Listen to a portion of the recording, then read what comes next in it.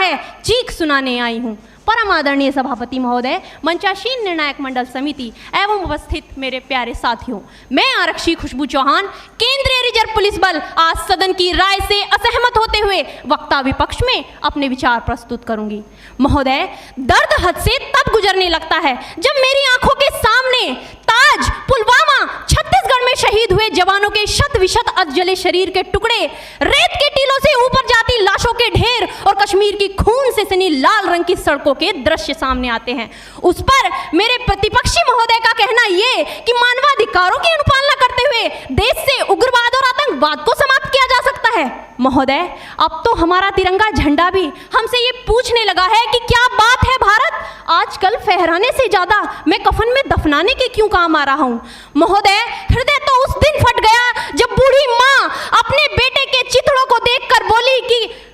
साहब, आप तो भर्ती में 1 इंच भी कम नहीं लेते, मैं आधा शरीर कैसे ले लूं। महोदय,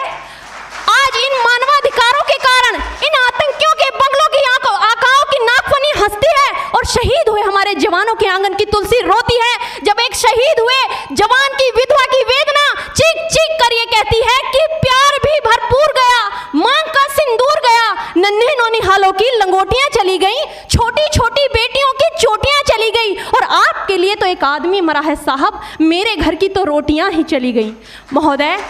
किसी भी युद्ध को जीतने के लिए पहल करना सबसे ज्यादा आवश्यक है, क्योंकि इतिहास गवाह है कि पहल करके बड़े बड़े युद्धों के परिणाम बदल दिए गए हैं। परंतु आज मानवाधिकारों के कारण हमारे देश के जवान इस कदर बंधे हुए हैं कि अपनी ड्यूटी पर खड़े होकर भी वो आज पहल करने से डरते हैं, क्योंकि महोदय भविष्य में उन्हें कटघरे में खड़े होने का डर सता रहा होता है। वो ये जानते हैं कि चाहे एक उग्रवादी की राइफल से निकलने वाली गोली को ये तय करना पड़े या ना पड़े कि वो किसे लगेगी, लेकिन हमारी राइफल से निकलने वाली हर गोली को ये निर्णय लेना पड़ता है कि चाहे वो किसी निर्दोष को लगे, दोषी को लगे या ना लगे, परंतु किसी निर्दोष को नहीं लगनी चाहिए। यदि ऐसा हुआ तो ना तो ये समाज हमें छोड़ेगा, ना ही दिल का ताड़ बनाने वाली ये मीडिया हमें छोड़ेगी। और महोदय, मानवाधिकार के तले